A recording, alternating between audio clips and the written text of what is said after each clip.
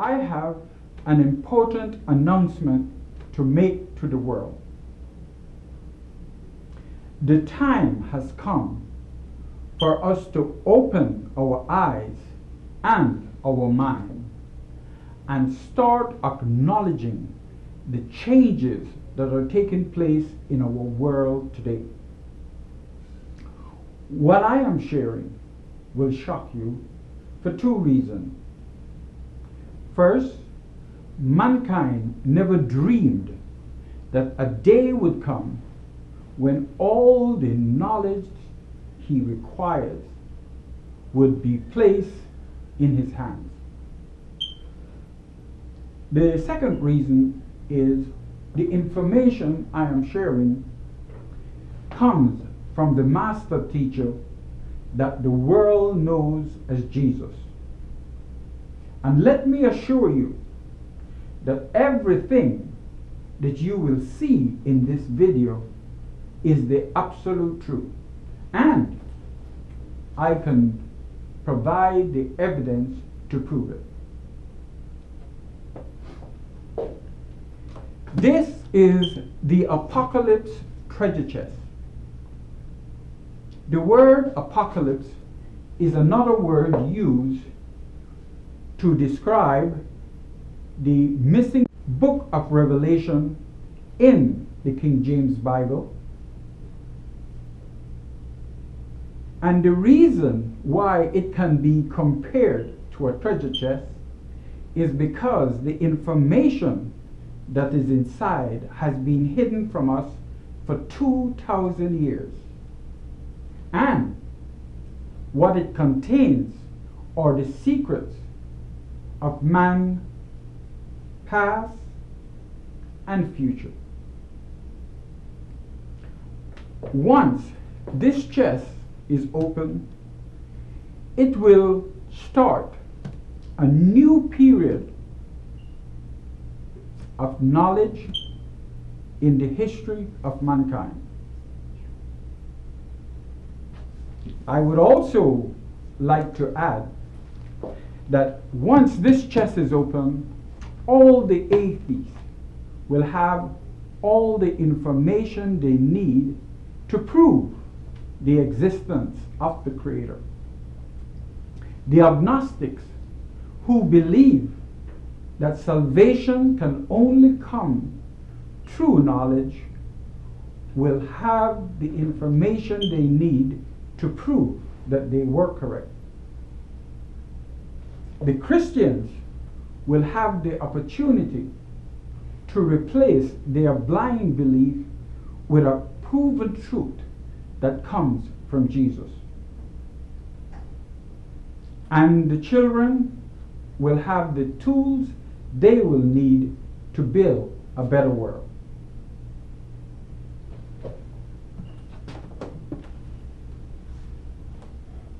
The open chest shows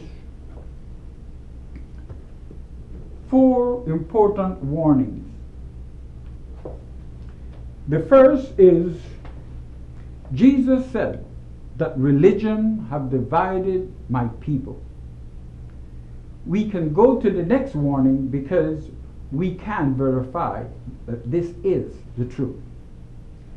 The second warning, Jesus said, I came to save mankind. This picture of the body of humanity shows that each of us is a cell of the human body. And when the cells are divided, the body is in chaos. When the cells are united, the body becomes a powerful force.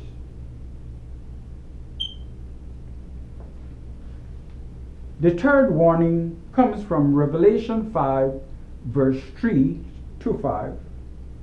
And here John is saying that he was given the 7 seals. However, he couldn't find a human being that could open the 7 seals. that revelation verifies the importance not only of the chest, but of what is inside. The fact that it is now being opened proves that the master teacher has returned. The final warning comes from Thessalonians chapter 2, verse 3. And this comes from Paul. And what Paul is saying is, let no man deceive you by any means. The sign of the beginning of the final days is when the identity of evil has been revealed. We now go to the first item in the chest. And on top is a sword. In Revelation chapter 1 and chapter 2, the sword is described as the double-edged sword. The double-edged sword is the weapon that Jesus placed in mankind's hands to defeat and destroy the evil force.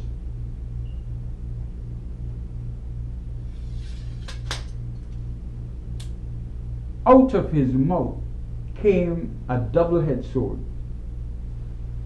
The translation, out of his mouth came the commandment to love one another. The sword explains that Jesus' command is the weapon to defeat evil.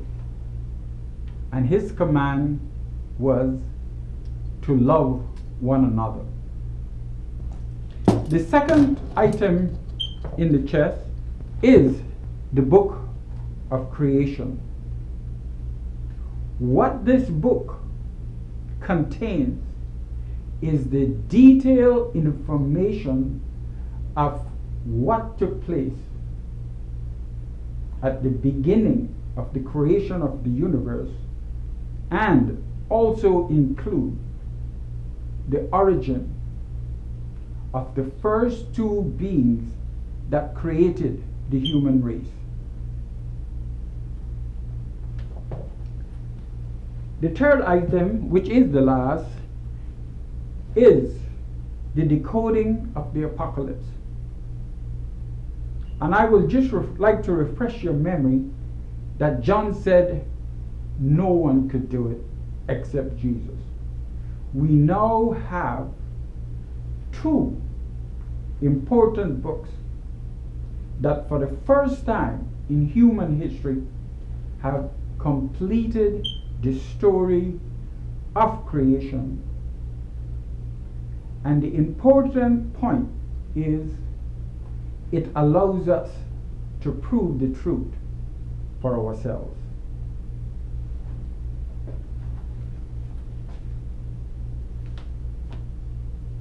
Now that we have the book of creation in our possession, there are another category of books that we also need to be eliminated, and that is the scientific books. The scientists have created more confusion by their unproven theories. The details of creation, how our universe got started and how it will end, that information is now in our possession.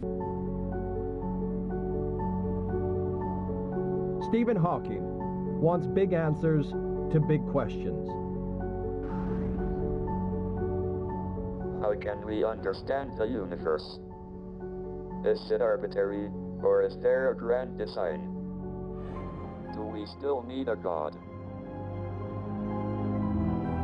Stephen Hawking's lifelong quest has been to find the theory of everything, a theory which explains how our cosmos came to be. He's within reach of this holy grail. One final obstacle blocks his way: the problem of gravity. My recent experience of weightlessness demonstrates how well we understand gravity on a human scale. But we must understand gravity as it affects individual particles.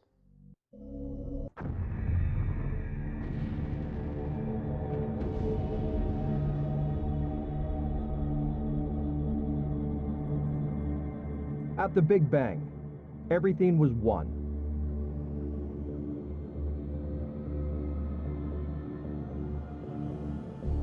But as the universe cooled, four forces emerged: electromagnetism and the two nuclear forces which control atoms and radioactivity. They all seem to be about the same strength.